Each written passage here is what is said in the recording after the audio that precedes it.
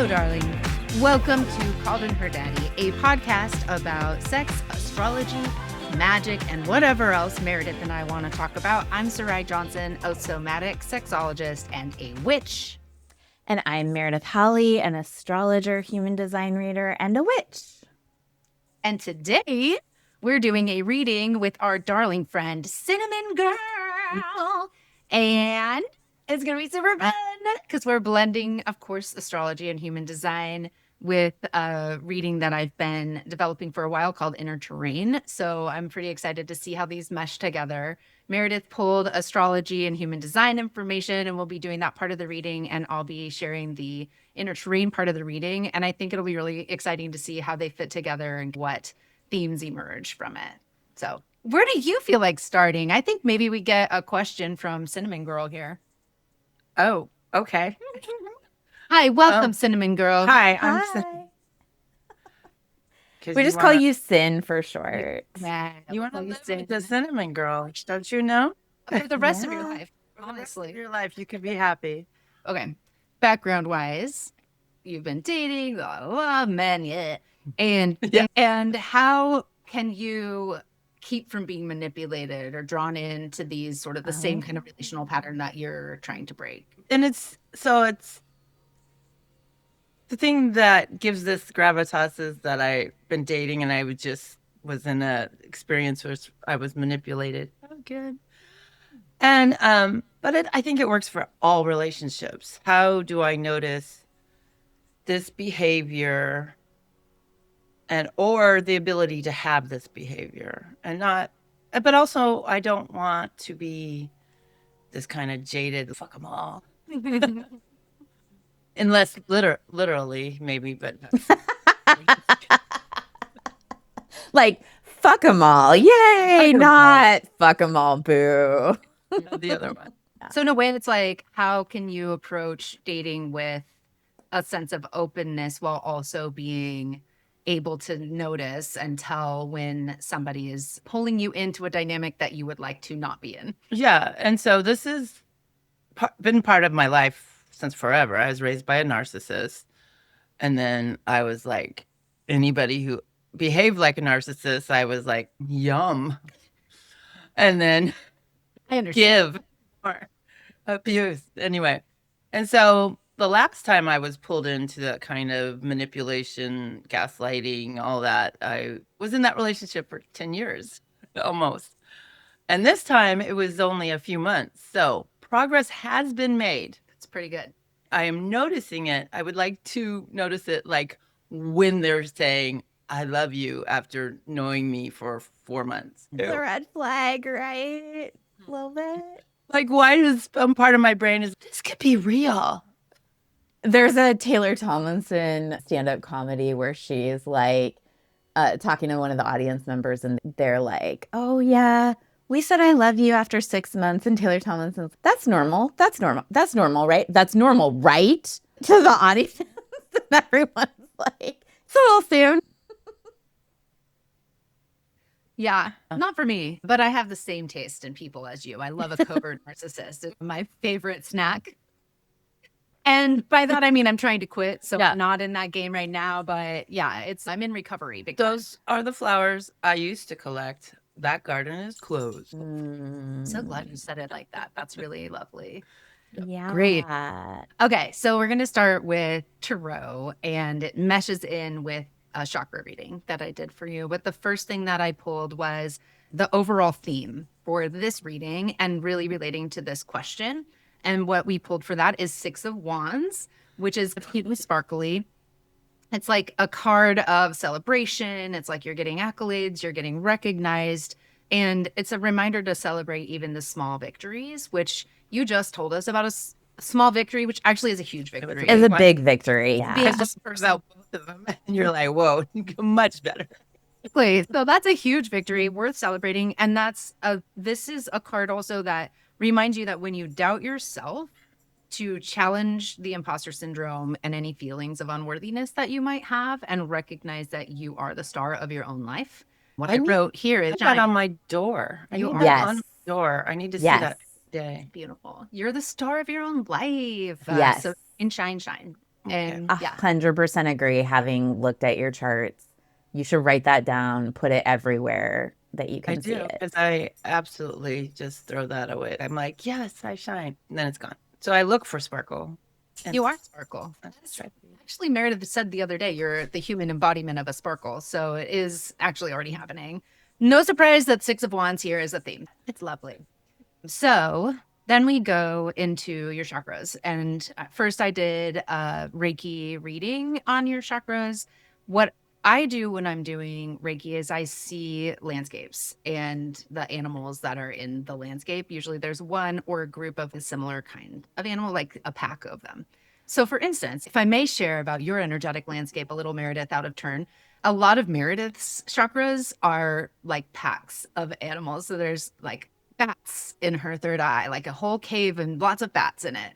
And there's bees in her solar plexus that are like lots of bees. And so for me, I only have singular animals, except in my throat where I have a humpback whale, like a pod of humpback whales, like a mama and a baby. So that's the difference. So I just think that's interesting. And I find it really useful. I'm matriarchal by nature. I like to collect a hive around me. Yep. It's a beautiful thing. So, for your root chakra, what came to me is as the landscape of that space is an open, grassy savanna. And when I get to a space and see it, I ask, who's here? Who am I looking for here? And the person, the animal that came out for you was a mother lion. And this animal guide in your root chakra is basically there to help you connect in with yourself. And a lioness in nature and spiritually significantly is a leader, is a matriarch, is extremely powerful and also able to nurture. And so I think there's something really beautiful about looking at your root as a very strong and powerful place for you and learning to nurture and nourish that space as well. I asked the mother lion what you need to know. And her message to you is feed the roots inside of you, water your own roots. You know, that's we can all cry during these. It's totally Yeah. fair. I feel all of this. This is this is powerful. Okay, just you wait because It's gonna. putting down. It probably says I'm a crier, so it's fine. You're Cancer. We're Yes. gonna get to that next, but you're like so Cancer, and it's Cancer season, so we have to cry as a fellow. It's Cancer. required. Yes, we have It's to. healthy. Yeah. It is. And speaking of which, watering in the spring, irrigating your grassland, and that is actually real. The card I pulled for this is the Tower. And the Tower in tarot oftentimes is like in the card that I have, it shows a house that's burning down and there's a bolt of lightning that has struck the house and that's why it's burning. The tower oftentimes means unexpected events that disrupt your life or something falling apart. But it also is really about alignment and it's really about standing in your autonomy and authority. Who are you when you're in line? And when you are able to touch base with the mother lion, that mother lion is just a part of you and is an expression of you and is a way for you to tap into the inherent power and ferocity that you have as a person. And the Tower, I think, is one, it's interesting that what I got was watering. And then what the card says is there's a fire. And so in some ways, it's bringing in that attunement with your wateriness and your emotional well springs to also support you in becoming more of who you actually really are. And the Tower kind of shaking the remnants of the statue you've burst out of who you thought you were supposed to be for everyone else. Wow. That's been done. And also you're still continuing to do that all the time. Yeah. So it's like you maybe still have some of the rubble stuck to your skin. Like how do right. you wash it off? Whether it's with your tears or with a salt bath or going to the ocean or whatever it is that's bringing, I think, in the real actual element of water for you to have a way to nourish. You know what I mean? No, I am a water baby. I am. That's Yeah. and I've been busy with the store, and I want to be. I keep thinking of camping and being on the water. It's like in my brain constantly. Yeah, it's your natural habitat. So then From there, your sacral is a lush jungle, and toucan is there, which I think of a toucan. I didn't look up like, what's the spiritual significance of a toucan? Fruit Loops. Yeah, that's actually what I have. So follow your nose. Jenna in the house. Toucan Sam is your animal totem for your sacral chakra. But what the toucan was doing was like flying around and observing the landscape. There's red flowers there. It's like a tropical Costa Rica place. And it's beautiful. It's lush. It's warm and vibrant. And I think that you've actually been doing a lot of work on connecting to your pleasure. And this is a place that is flourishing as a result of you prioritizing that for yourself and taking charge of your life in that way. And this is, notice how far you've come and how well you are tending to your pleasure. This card I got, Page of Wands, which is creativity, curiosity, being passionate about the full, vivid possibilities of your life and experimenting, opening yourself up to awe and noticing how beautiful and magnificent the world can be. So the advice from this card and really from the toucan is keep an eye on the big picture for yourself and also keep an open mind, tap into your excitement and enjoy the process. I like it. Me too. Then your solar plexus. First, I got the animal, which was cute. It was like a very assertive frog. Really like the frog for your solar plexus because a frog is amphibious, And which means it can survive in many different worlds. Yeah. It's water, it's air, and the frog is a transformative being. It starts out as a little sperm-looking tadpole. It grows legs. It's wild. So a frog, I think, for your solar plexus in that space of agency for you is pretty powerful because you can also, sometimes they're poisonous, which is cool. Sometimes they're not, but you can jump, you do all these things. I think it also is about adaptability. And like I said, being of two worlds or multiple worlds. The card for this, it's so cute, is the Lovers. And the Lovers card is about embracing your own shadow. It's about accepting all of the parts of yourself. In the card, I'll show you it in a minute, or after this is over, actually. In the card that I pulled from my deck, there's a person looking at their own shadow. So it's like the frog, amphibious, earth, water. Oh, interesting. Just put a pin in that for later. That unification of yourself. So really embracing your whole self in all of the parts of you that seem contradictory or that don't fit or that do fit or whatever, that you're really about bringing those parts of yourself back together. So it's about choosing yourself, integrating all of your parts and having that clarity and agency to make decisions and choices for yourself in your life. That's powerful. I can see how that's important to know because I don't think I pay attention to that. Yeah. Yeah, it's a good one. And I think solar plexus is such an important place. And I say agency for that, meaning you have the power to act and for your actions to have impact. And that is true. That's part of what you do in the world is make impact by doing what you do naturally and doing it really well. For your heart, I saw a canyon on fire, which it probably isn't always on fire, but in this moment it was on fire. And I looked next to me as I was observing this canyon from above, and the guide there is a black bear. And I was like, what's up? And the black bear's, this is just a natural thing that happens. It's like a forest fire happens and it's actually an important natural cycle, right? The diseased trees get taken care of. There's germination that happens. There's a different set of flora and fauna that can come alive in a forest that has been undermanaged or unattended or otherwise maybe a lightning strike hits. There's a lot of lightning, I think, in all of this reading. Lightning was a really wildly constant theme for all of this visualization. So your canyon being on fire is actually a beautiful thing. Your heart canyon. Please say heart canyon. Fire. The card for this is one of my nemesis / bestie cards, my frenemy card. It's 8 of Swords. 8 of Swords is the card that's like, you think you're trapped, but actually you've been in control of the situation the whole time. And you actually have the power to release yourself from the prison that you think you're in, but that actually is of your own imagined making in some ways. So a lot of ways. Yeah.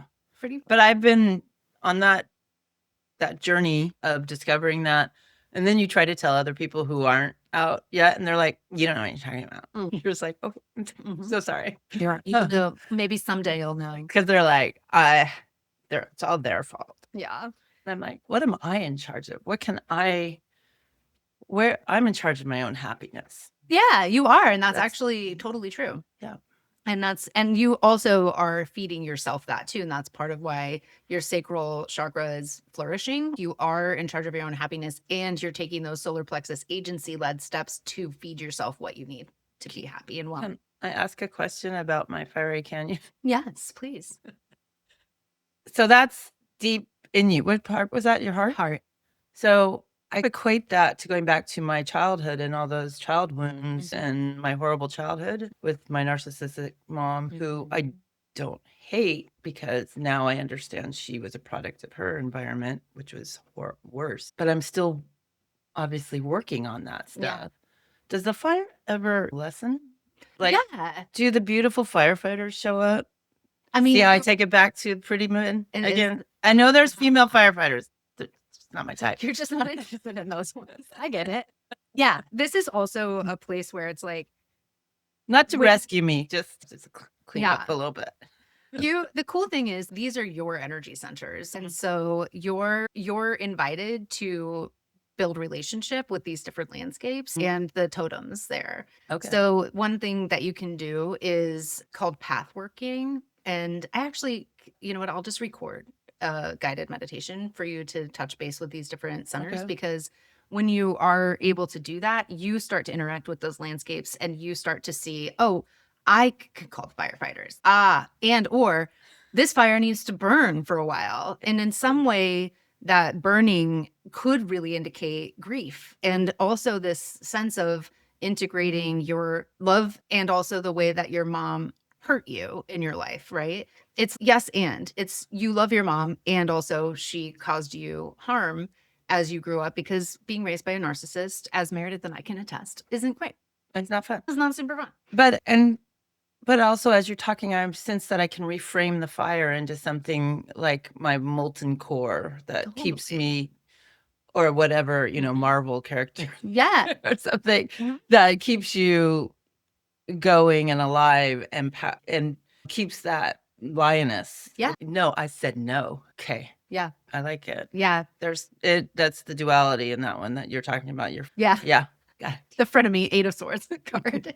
Exactly. So Eight of Swords honestly says, yeah, this fire might have been set by lightning, and also you're in control of the situation the whole time. So if you do think, oh, it's time for this fire to go out and for the new things to emerge in this landscape, cool. And also in some ways that can drive you. I think that's really actually what I've been doing. I realized that I used to blame other people for my sadness, that I have the ability. And so now when things happen, I'm like, what steps I feel so much more powerful. I'm like, oh, there's steps I can do because I can try to avoid this. As before, if you're blaming other people, you don't look for any steps. Blame. And in a way, blame also displaces the emotional experience of the grief that you're. It's, I want to feel better, so I'm going to externalize this instead of allowing the emotion to complete its cycle, which I kind of think the fire is helping with. For throat, I saw Redwoods, and there's a little brown rabbit that was like frenetically, anxiously running around.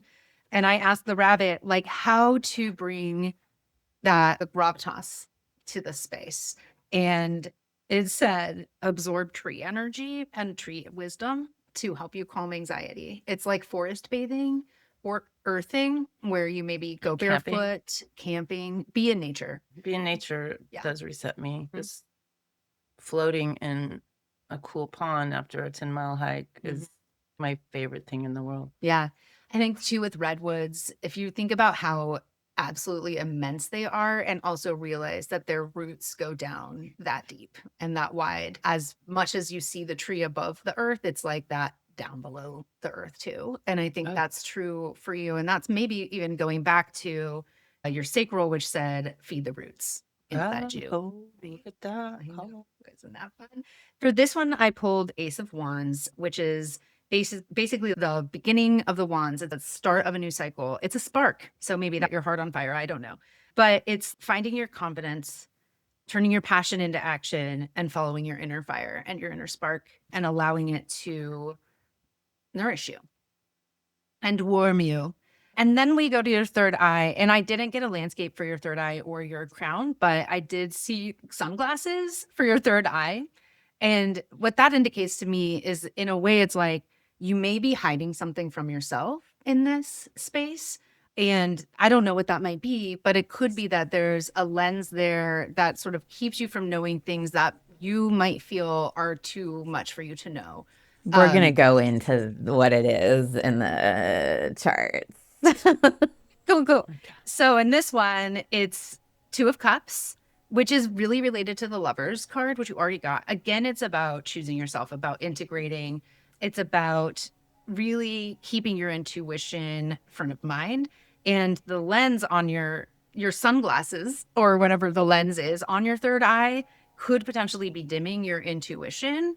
And you can, part of the antidote to that is intimately seeing and connecting with yourself first and daring to see your whole self, shadow, light, all of it, and accepting the whole of you in that way and recognizing, yeah, you're a lot of different parts and pieces and like magic. And also all of that is good. All of it, including the stuff that everyone else said was bad about you. You aren't. You're wonderful. And that's true. In your crown. Do you have questions, thoughts? Well, I'm just going really fast. Sorry.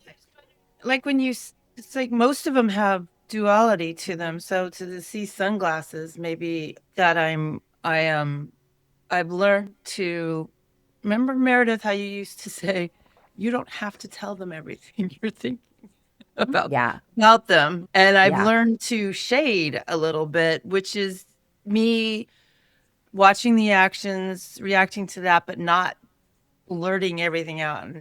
And so I think part of this may be actually good things that I've learned in the last protective in a way. Yeah. Because that makes sense. I've always just been like, and you're this.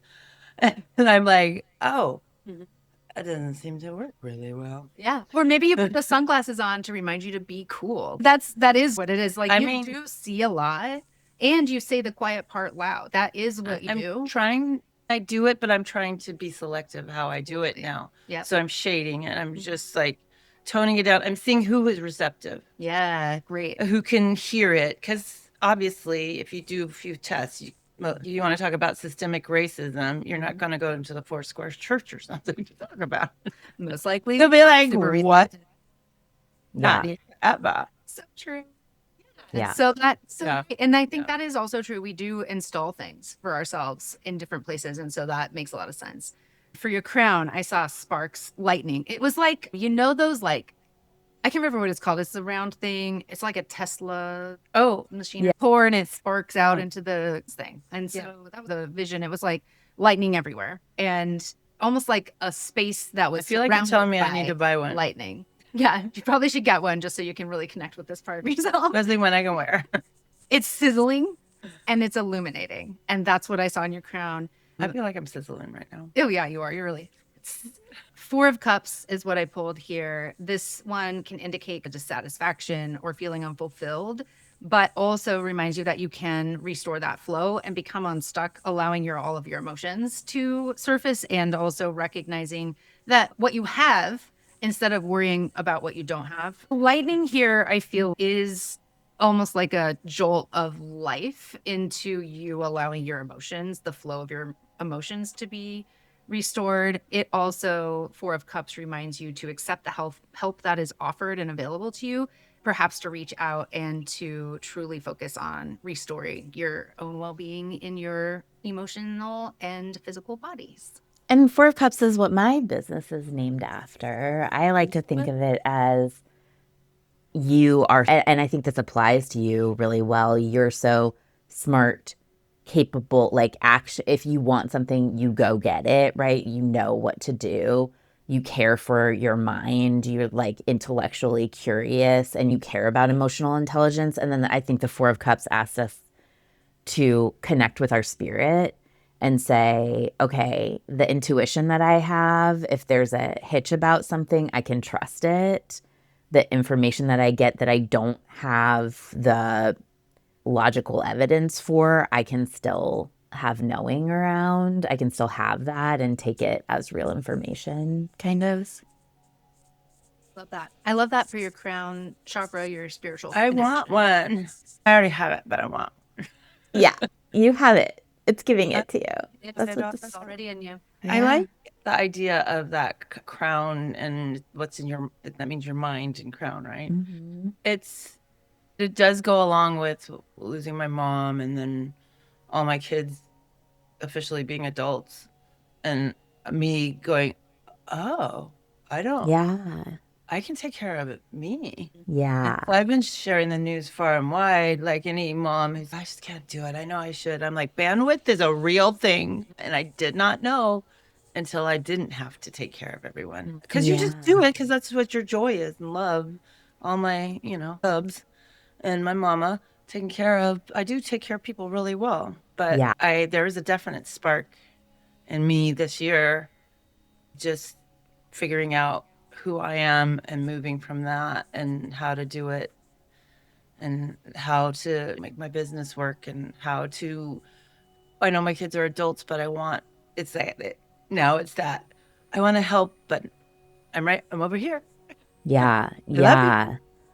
Yeah. So I supported them too much. So and maybe because I got nothing, you know how that goes back and forth. You see it in other generations. My mom got nothing, got too much.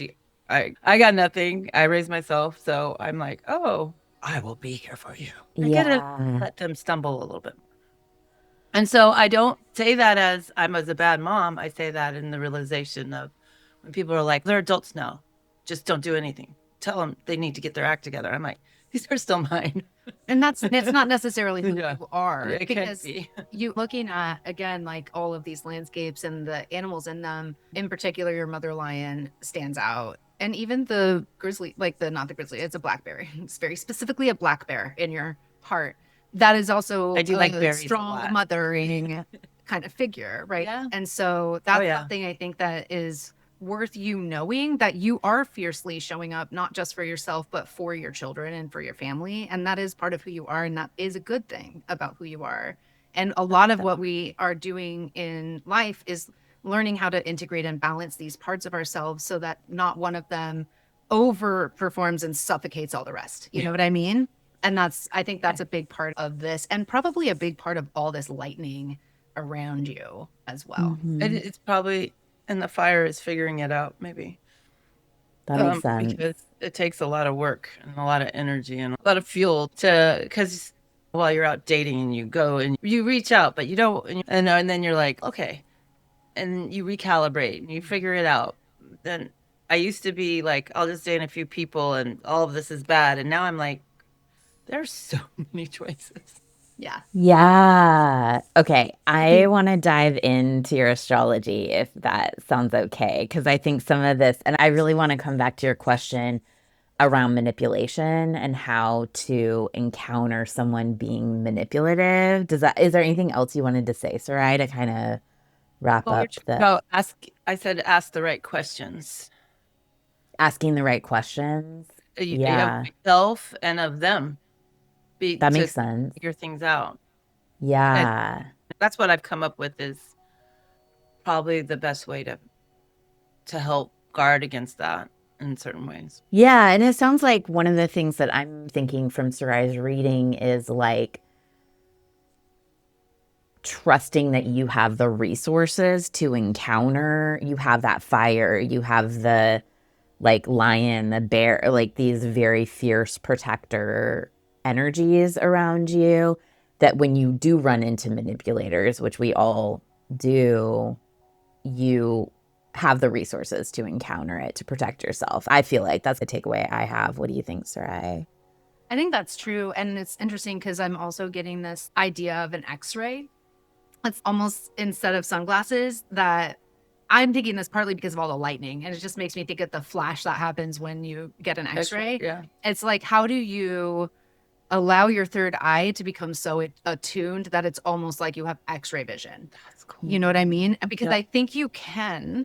It seems to me like that's a part of your capacity in your third eye space and something to potentially cultivate. I think that's where my witchiness comes in, is where the part where I'm like willing to relax into the intuition Yeah. and not always have to be like, okay, now you have to do this now and then 100%. and it's Mm. absolute. There's form in your head. I can't say it, but I think you know Yeah. what I mean. I know. Yeah. I just have one more thing to say before we dive into the Yeah. astrology. And it's literally about this, which is I think that so much of this is actually just about you believing yourself.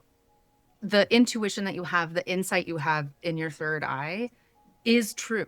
And you can believe it. I think that we often use confusion as a coping mechanism. It's like a protective thing that keeps us from knowing too much when we can't do anything about it, like when we're little babies and children. And so we learn what's safe and what's not safe. And then we stop believing ourselves, because when you know too much and you can't do anything with that information, it actually makes it harder to survive. It creates a kind of cognitive dissonance that smokes out your ears. So I think when you start to notice yourself feeling confused or uncertain or unclear, it's a good cue for you to go within and ask yourself and all of your system to give you clearer information, instead of relying on other people or on a list of here's how you do it the right way. You actually are the one who knows what's correct for you, and you can totally trust and believe yourself because you are wise. Interesting. Okay, I like that. I think I believe that, and then I second guess it when, of course, the manipulator is like, you, and I'm like, because I pointed out exactly what they were doing, and then I have to just kind of trust that I'm in the right place. And the other part of this, and I is learning to do it with grace, which I didn't always do. For some reason, most of my life, I thought I had to be really loud to be heard, probably because I'm a and probably because you did. And that's probably just because that's true. Yeah.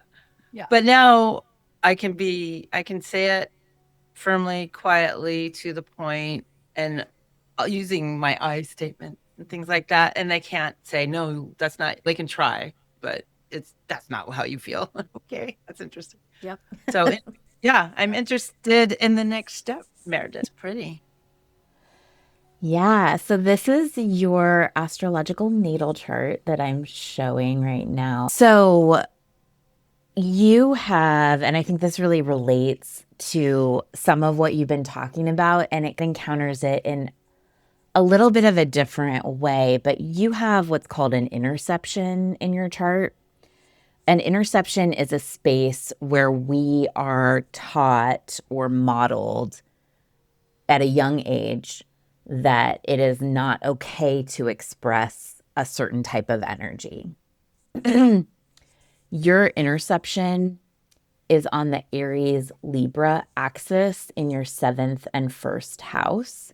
And so essentially the way that this looks in your chart is that you were taught and probably modeled when you were little that it was not okay to be too courageous, too much, too loud, have too many expectations of people, be too much authentically yourself, and that you had to kind of compromise who you were in your complete integrity and your complete loudness in order to be present with other people, be accepted by other people, and be in relationship to other people.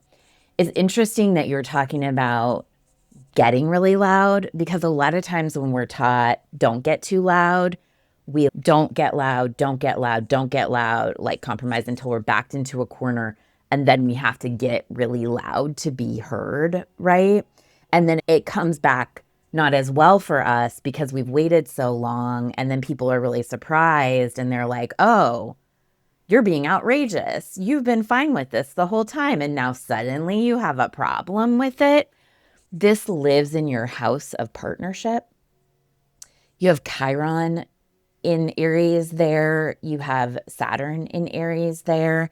And you have your North Node in Aries there. So Chiron is the place where we're wounded and we don't heal from that wound, but we are able to heal others through what we've learned in it. And so Chiron in Aries has a real read to me of wounding around authenticity, that being fully authentically yourself is not okay or not acceptable, that it's too much, and that we're not going to be able to form partnerships if we're that much.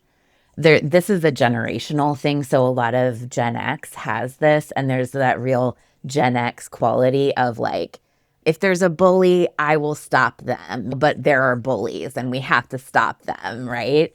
And it's interesting that this is intercepted in your chart, because you do have a real quality of, we're going to stop the bullies. If there's somebody who's manipulative, we're going to stop it and encounter it. And then also there's a pullback of, oh, am I going to get in trouble? Am I wrong? Right? Is that okay to say, or what do you think about that? Yeah, no, it made me think of something that left my head, but it was more like the first thought I had is it was something that happened at such a young age. I think it's going to be part of me forever, because that's how I was raised. It had something to do with that. Okay, to be my authentic self, because it happened so young, it's going to be almost virtually impossible to find that authentic self. So I have to accept be as authentic as I am now, because when you kind of change the timeline so thoroughly, then you change yourself quite a bit, don't you? So Yeah. and authentic self is here. I feel her, and I also realize that I'm always going to have parts of that trauma, which still revolves around my mother, and also just being Black in Oregon. Yeah. It's always going to exist. And I think that's why what my coping mechanism is to focus on hope.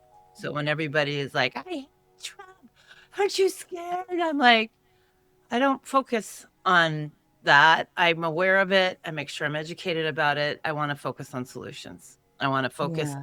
I want to focus on what's next step. That's how I not be that scared child.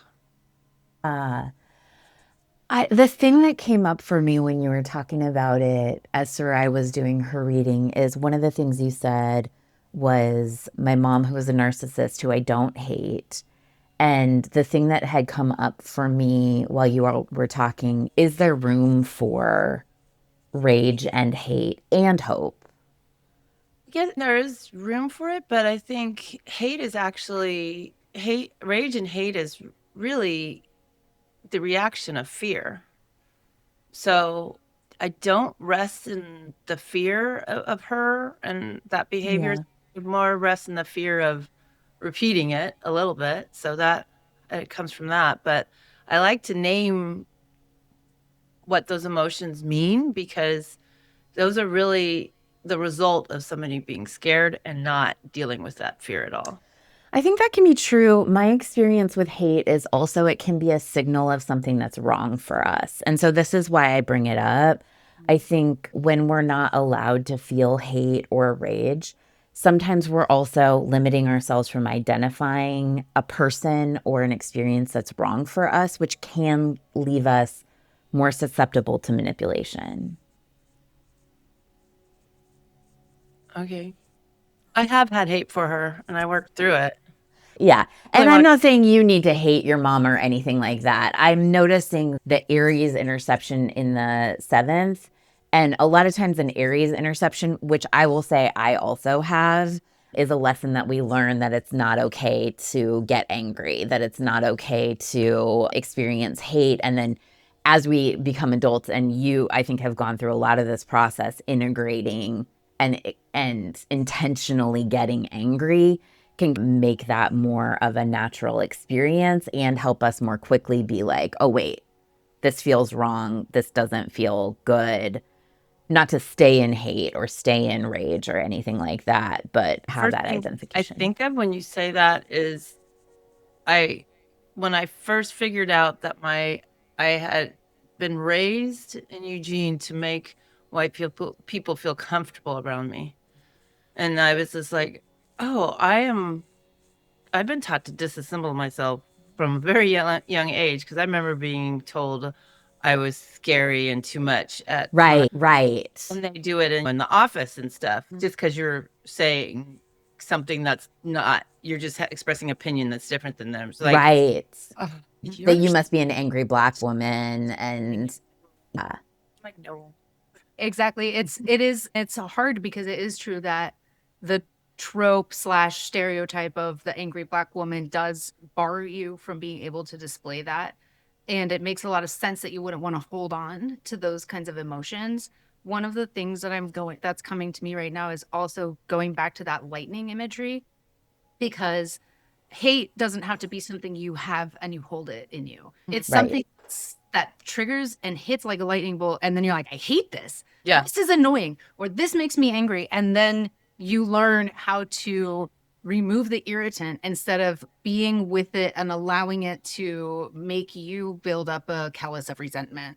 And I think there's other ways, but I think if you don't allow anger to roll through, then you do end up callousing with the resentment that kind of holds that anger in you and stays there until you get the calluses off. I think Yeah. I hear that as recalibration. I definitely get upset. And I was out this weekend and a man was pointing a gun at his dog. First, he was yelling at his dog. Holy shit. I had to call the police. And so I'm like, my friend, go over there. And I'm like, because he didn't have the weapon out at that time, but he was talking to his dog and said, I should just get rid of you. And I'm like, would you like me to take the dog if the dog is upsetting you? Okay. Do you have $100? Which I did not have on me. I'm like, no, I'm sorry. And he's like, get away. And I'm like, I'm going to listen to you. And I walk away and I hear, having been a soldier, a weapon, and him cocking it, and see him pointing a weapon at a dog. And I'm just like, I just walk away and I call 911. My friend who was with me said, yeah, what's going on? I said, he has a weapon. We need to go this way. So I have knowledge from places I've been and things done, but I also have the being very upset about that poor animal, and also the intelligence to not stay there. Yeah. I think that goes with it, because that was a very heightened emotion, but also I felt like almost, and this could be also part of it, like almost deadened to the point where this is a problem. I need to take care of it. These are the steps I need to do. Okay. Which your chart has that built in also. So you have this pretty significant T-square here in your chart. So it's the red lines, and then there's a brown line in the middle across, and it creates a triangle. It's called a T-square. And so a T-square is a really strong activation point of being able to get shit done, of being able to express what needs to express. And this points to you have a Venus, Sun, Mars conjunction at the top of your chart, conjunct your midheaven. The way that you serve is related to this. You have a service orientation that's very, we're going to nurture, we're going to make things safe in this moment, and we're going to make things equitable also in this moment. And it's connected to a lot of your planets. And so you have a real ability to express who you are, express what needs to get done, protect the most vulnerable, make the change that needs to be made. All of that is 100% true. And it's connected to the wounding around authenticity. The thing I think is that hate and rage are really uncomfortable. They're uncomfortable for all of us to feel. And for you, it's not fair for you to need to feel hate and rage because someone else is being racist, or someone else is being dangerous to a dog, or your mom's being narcissistic. That is not fair for you to have to feel an uncomfortable feeling because someone else is behaving poorly, or because there's a manipulator around you, right? It's not fair for you to have to feel uncomfortable around that. And so you don't, and you have ways to feel good in yourself and still take action.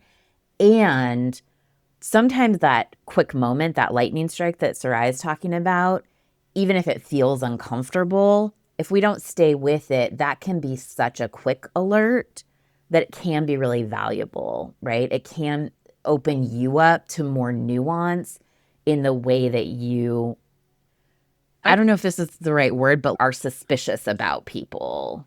No, I think I work hard not to be bitter, but this does take me back to dating and BS that just happened last week to me.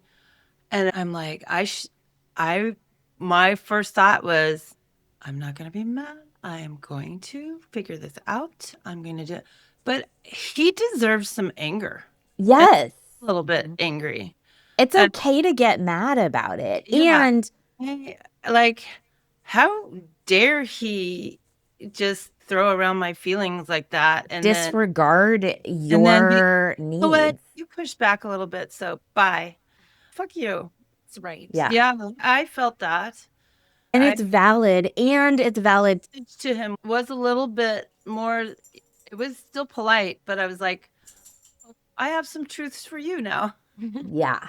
You can't, apparently you're not ready to be with a whole woman. You just want what your idea of what I was. Yes. That's what you were in love with. You were never in love with me. You were in love with yourself, basically. And I think figuring that out, because the anger is what got me there. But I still, at the same time, was like, I got to get rid of this. I got to get rid of this. Which I think makes it last longer, doesn't it? I mean, I think also, though, I want to validate that what you're saying is 100% what an interception is. When you were a child, adults told you you were too scary. That's what an interception is. I was a bad, I would tell, it wasn't until I was in my 40s and I was telling a friend what a bad kid I was. Or, oh, you like me? Warts and all. And she just looked at me and said, why do you say that? Yeah. And I don't know. Yeah. She's the first person. I've been married. But she's the first person who's, don't do that to yourself. Yeah. And the reality is a child is not a threat to an adult. A child is not, it's not reasonable for an adult to tell a child that they are too scary. It's always the adult's job to hold the space for the child to be bigger. So it's not fair that you experienced that. And it also makes sense that you shut down the anger to protect yourself because that was adaptive when you were little. Also, you're not little now. And in these spaces where you do have all that strength to protect yourself, the anger, the hate, the moments of signal can be really healthy for you to express. Partly this is coming up, I think, right now. Let me just show you your transits. So what I just put up is the outer wheel is where the sky, what is happening in the sky now. And the inner wheel is still your natal chart when you were born. So right now, oops, I'm poking the wrong thing. Right now, Neptune is right on top of your natal Chiron, and it's squaring your Venus, Sun, Mars conjunction. And that is about boundaries. You're just about to go into your second Saturn return next year. And that is also about boundaries, your standards, the rules that you live by. And all of this is in your house of partnership. So everything that's triggering you right now is inviting you to merge, to be like, I'm confused. I don't know. And then to be like, I do know. The universe is being like, do you know what you believe? Do you know your intuition? Do you know what you hate? Do you know what's authentic to you? Do you know what your rules are for how people treat you, for how people celebrate you? And Aries is a sign of you are the center of attention. You in your partnerships are meant to be the center of attention. And that's not to say, in contrast to everyone else, it's not to erase the way that you encounter people with nurturing and service, but it's to also say you being the center of attention, who you authentically truly are, not their imaginary version of you, but who you truly are, is a rule for how you encounter partnerships that's important to say. You are the star and you're meant to be the star. And not a cute version of you, a too much version of you, a too angry version of you, a too hateful version of you is meant to be the star. The grown-ups I version think of you. I've become a shirt tucker. Definitely, I'm pretty put together. But I'm told, like when I was in New York, all my friends back here were like, "It's too quiet here." There's your Six of Wands. It just goes right back to that reading at the very top. You're the star of your own life. And honestly, centering yourself, even in relationships, is your North Node work. That's Yes. what is moving you toward I'm supposed in to this do that? body. Yes. So Literally. the North Node is the destiny point of what is hard for you. So it's challenging for you. Your South Node is in So I Libra. told the guys in Portland to come here. Yes. I'm like, "You want to see me? You know where I live." That's a great rule. Yes. 100%. That's a great 1000%. Yes. You I come can't here. believe they're like, "When are you coming up here?" And I'm like, "I'm sorry." You're like, I have Why do you business assume that's and a job what's happening here? and 40 children and multiple Sorry. daughters. Yeah. Yeah. I got stuff. 70,000 children if you count all your friends. Well, You're a whole woman. Yeah. They can come here and get access to that. come here. Show me why I would want to go there. Yeah. So the South Node is what you have mastered, what you already know, what your soul knows well. And that's in Libra in the first house. And that is relating to people. It's connecting. It is partnering. The North Node in Aries is your destiny that you're uncomfortable with, which is everything that we've been talking about here. Being too much, being too angry, being too hateful, requiring too much attention on yourself. It's also courage. It's authenticity. It's saying happy birthday to me at Territorial. And I was like, how do you feel full of joy and absolutely mortified at the exact same moment? after 40 is when we get pushed towards our North Node. And you've been pushed and pushed since I've known you, which was even after you were 40, but towards like you do have to fully express yourself, what you need, center your authenticity, center the fieriness of. I think there's a part of me that has always been my core that won't shut up. It gets to a certain level and I'm like, well, that's probably why it's always been like, and I'm like, oh. Because the more it gets pushed down, the more when it comes up, it's an explosion. Yeah. I guess it's great we're doing this right now because after me having to have another one of these interactions with. Yeah. It came up. The part that I didn't like, and I actually apologize for this, for me, because I felt I could have done this better, not to make him feel good, though it probably did, was that instead of talking to him out of fear, I sent him a text and I had to look at, because why did you just call? And I'm like, yeah, why didn't I call? And that to me that's a learned response from being with my ex who was so abusive that, and in person, he only wanted to talk in person because he knew he could manipulate. And also, I just want to reflect, though, I think that when you have identified a manipulative situation, whatever strategies you need to use to be present with yourself with it and not abandon yourself to accommodate the other person, I think are valid. I think it's different if you're in a good faith conversation with somebody who's really trying to get to know you. Right. I think if you're in a bad faith conversation, you need to communicate your boundary however is safe for you. And part of the Aries interception work is to check in with yourself first as part of your partnering work, to love yourself, to be your partner with your inner child. Did that. And I think the part where I think I was still hopeful, even though all the clues were not there. There were no clues that it was going to be good. But I was like, maybe if I had done this, And I even offered, if you want to reset, we could. And I think I'm very lucky that he said no. Yeah. Because I would have still been like, gosh darn. So and the Neptune, a Neptune transit, like the one that you're having, it does pressure us to be like, oh, maybe I was wrong. Oh, maybe I'm confused. Oh, maybe I don't know what I'm doing. And part of that is training you to say you did know what you were doing. Yeah. You did what you needed to I do. can see it. Absolutely. Right? Now, everything I did, and it would have happened in the phone conversation too, but me pushing back, even in the way I did, allowed, which was very gentle, I think. I understood that he was all smoke and mirrors with a pretty penis. With a beautiful penis.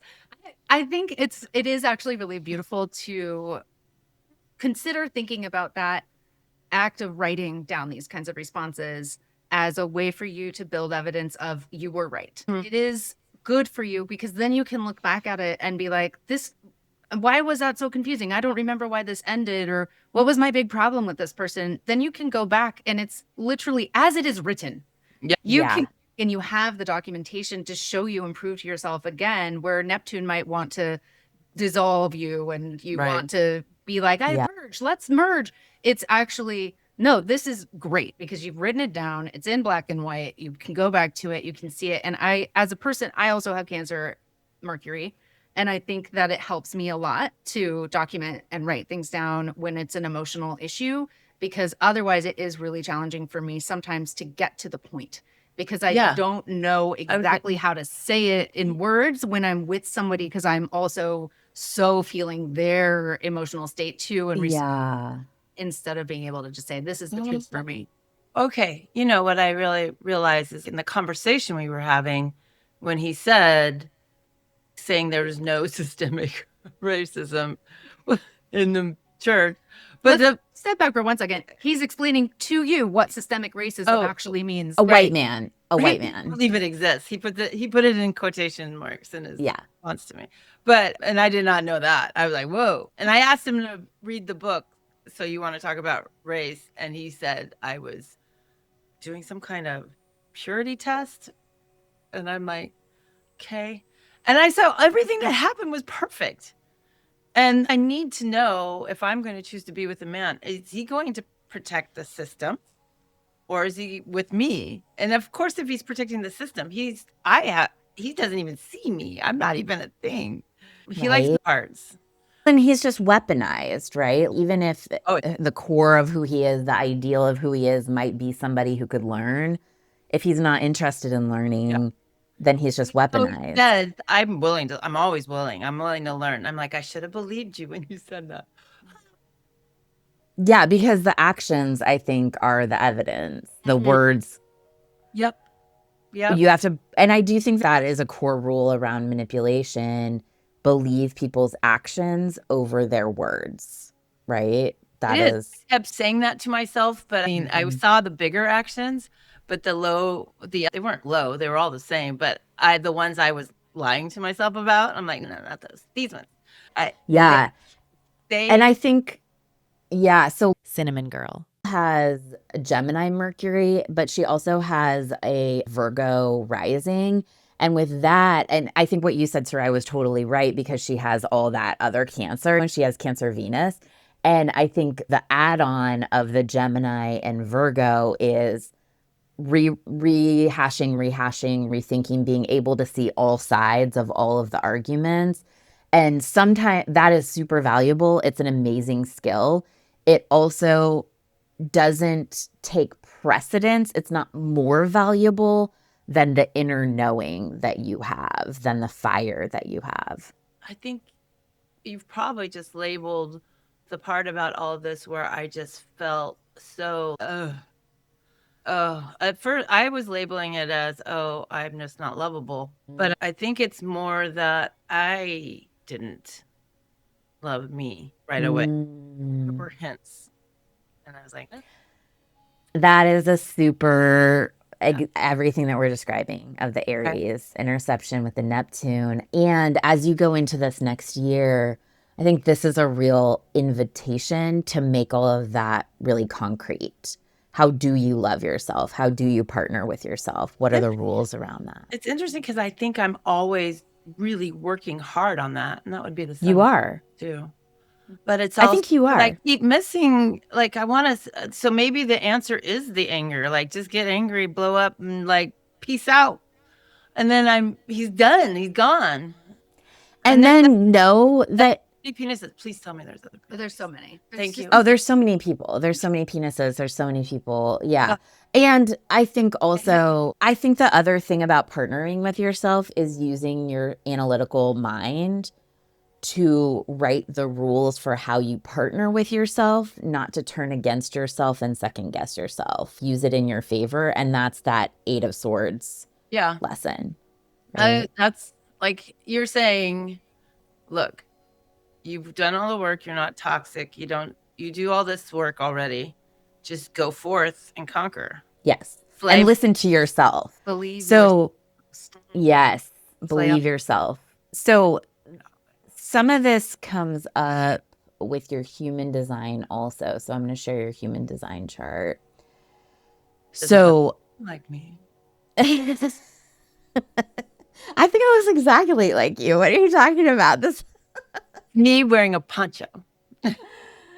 So you are a generator in human design, which means that you have a strong internal sense of what is correct for you and what is not correct for you.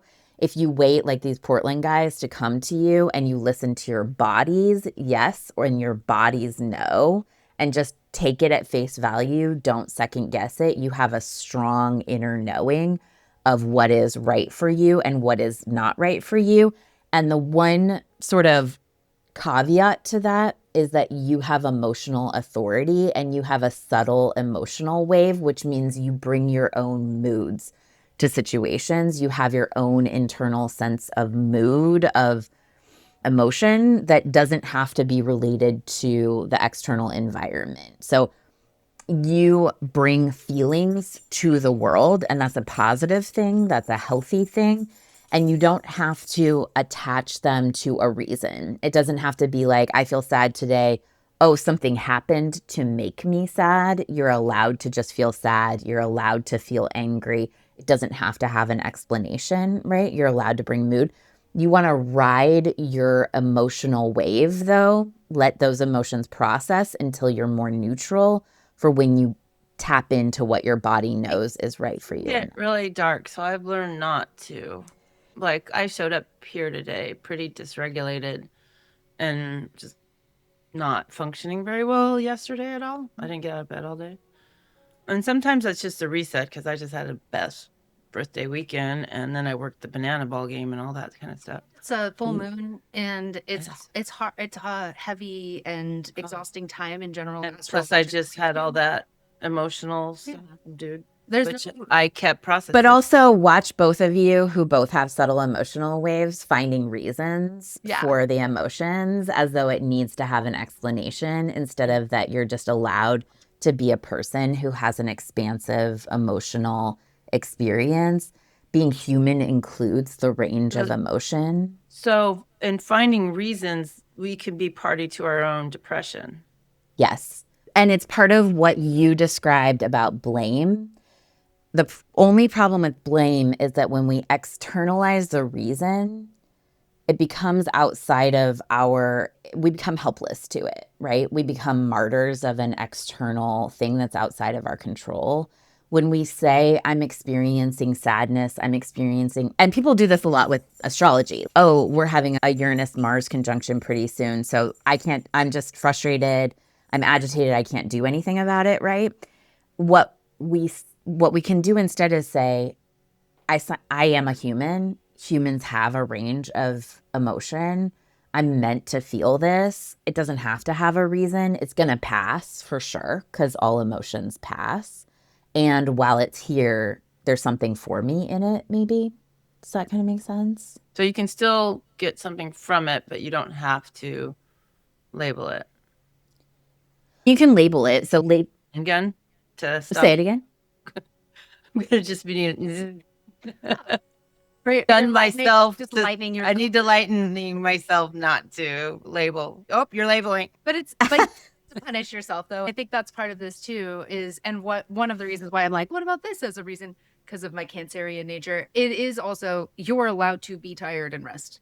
That's allowed. Yes. There's no reason to be like, oh, I was in bed all day yesterday. Like that was a bad thing. It doesn't matter because it's just your body needed rest and your mind needed rest and your emotions needed rest. And that is absolutely completely within your right. And and I don't want to invalidate, there's a bunch of external factors to it, right? It's reasonable for external factors also. Even if those factors weren't there, it's reasonable to sometimes feel that way. I get it for one day, but it like bleeds in. Sometimes it can go for several days, and then I'm like, yeah.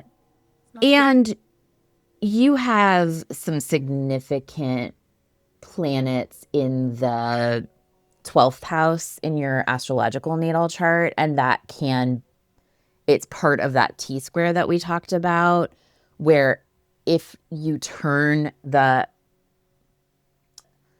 your ability to solve all the problems against yourself and you start trying to solve yourself, that can turn into pretty bad depression. A lot of that. I have a T-square too, cinnamon girl, and I do the same thing. Yeah. A lot of the work is I've started thinking about the T-square as a flux capacitor. And like sometimes I can point the energy back to myself and like all of that is pointing at me and it's pressure and it's lightning strikes myself, right? Yeah. And or you can turn the flux capacitor. In case you don't know what this is, it's from Back to the Future. Educate yourself. If you don't know what a flux capacitor is. Everybody should have just been delighted by that. Please go watch the movies, my lord, and then you'll see lots of lightning strikes. Like Doc Brown, right? Okay. But then the flux capacitor of the T-square being focused outward is actually how the energy works and how you get to travel. Your time. Yeah. If that's what you're trying to do. Is That's that how you disrupt the Superman turns the world backwards. Yeah. So early 80s there. Yeah, no, it's appropriate. It's correct. So within your human design chart, the other thing that I think is important related to your question is that you have these lower centers defined. So you bring a lot, that means that you bring a lot of energy to a space. And that also speaks to your problem solving ability, your ability to get shit done, your ability to encounter even just the way that you built your store by tearing everything out, redoing everything and making it what you wanted it to be. Not everybody has that ability to just go take action to create what needs to be created. You model for people through your physical actions what it means to be engaged as a human, to have energy as a human, and what is important to you. You also have all these upper centers undefined. And what that means is that you take in a lot of energy from your external environment. And so related to the question about manipulation. That's the thing again. It's what? It's the safety thing again. I'm always reading and seeing where people are, see if I'm safe. That is one way that this can manifest, and that's a trauma way that it can manifest. The other way it can manifest in a more healthy way is knowing that you can read a room really well, not in a vigilant way, but in a way that just is neutral information. My ADHD Does that make sense? Superpowers. That's what I call them. Yeah. Yes. So related to manipulation, you have an undefined self center. And that means that when you go into spaces, you try on different ways of being. So when you're around different people, you can try on their energy and see what it is. And that's healthy. And about code switching? It can be code switching. And so again, like some of this can get stigmatized or get manifested in ways that turn against us, right? And that frog. Yeah. So explain that more. Your frog, the amphibian, the solar being plexus. of multiple worlds, the way that you engage is adaptable. Oh, no, yep. Does that make sense? Yep. So you can be in Eugene and you can be real Eugene. You can go to New York and you can be real New York. Neither of those are not you, right? That's not necessarily code switching, right? Some of that is trying on a way of being for yourself, not for other people. Does that make sense? Yeah, for me, I hear it as the way I hear it is when I walk into a room and like a room of professionals, and I know from since forever, I'm seen as different than them. So I walk into a room and I put on this persona of, oh, I'm your leader. Here I am. And I'm not, and there's nothing fake about it because I've educated myself to be able to be that person and to take care of business and do it. They won't give me the pay that goes along with it, but that's fine. And so I show them I'm their peer. I talk like them. I know about the problems. I read the same things. I have to prove myself. I can I think it's not true for all those people, but in my head, because of that, the frog, it's Sure. all the things that I've dealt with that there's no way I'm going to let you think I'm less than you. There's no way. It could I also, can oh, sorry, go ahead. I can see that version of it, and I don't think that's bad. I think that version can serve you. I think that's I'm a little bit talking my about it's what? it's part of my electricity. Yeah, that makes a lot of sense to me. I'm talking about something a little bit different than it. And I do think there's an important distinction with it. What I'm talking about is you are able to come in and sit with us and try on the way we're doing the podcast, right? And be genuine in it and receive it and see how it fits for you and how it lands for you, even though it may not be something that you would have done with another friend. Does that make sense? You can go camping and have the camping experience be really nourishing for you, be something that you love. You could make friends with a group of hikers and try on what it means to be a hiker as an experience for yourself. You could also make friends with a group of video gamers and try on what it means to be a video gamer for yourself. Does that make sense? The difference between I hear it as so I've recently just come to terms where I'm not going to hate Republicans just because they're Republicans. I just can't. I don't like how they vote. I don't like a lot of things that are happening, but I don't find anything beneficial in the hate, which is more of me. I'm not going to hate. I'm a good girl. But it's also, if I want to dwell in hope, where do we connect? Because there's to get out of this time in our world, I feel like where do we connect? So I know I'm not. I know who I am, and I'll say I'm a liberal, and oh yeah, I'm one of those bleeding heart liberals. I'm this and that. But and what I'm hearing you saying is I'm not trying on being a Republican, that's for sure. But I'm not going to just sit and hate because it's exhausting. And I also meet lovely people and learn from it. I don't want us all to be. That's the meet lovely people and learn from them is what I'm talking about. Okay. So the thing that I want to say related to the manipulation component is there's a difference between meeting lovely people, learning from it, taking from it what you want to get, Yeah. and repressing yourself or having expectations that you silence, you're ignoring yourself, right? One of the strategies for knowing the difference with that is making sure that you have enough alone time to sit in a bath, to release other people's energy from you, to intentionally come back to yourself, to have enough alone time to where you know the difference between who you are and the energy you bring and what you're trying on and the lovely people that you're learning from. Does that make sense? I do. I think I have quite a bit of alone time. I think I still lie to myself. It's a practice, though. We don't have these transits happen. We don't have all of the lessons, even of the human design chart, without it being an evolving process, right? You know this stuff compared to when you were 20 or when you were 30. Yeah. This stuff is solid with you now compared to those times. I thought I was so evolved when I was like 30 something. Cut it all out, everyone. Done. It's Yeah. so And then I got to my 40s and was like, Yeah. And now you're coming to your second Saturn return, which is like what happened in your late 20s, early 30s. is that an actual time period in life that you call second Saturn return instead of 60? Yeah. Yeah. Yeah.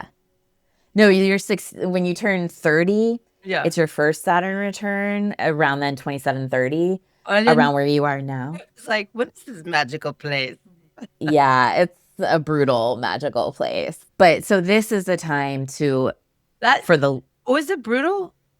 It's brutal because it explains why all the men my age are a mess. yeah. yeah, it's very confronting. Yeah.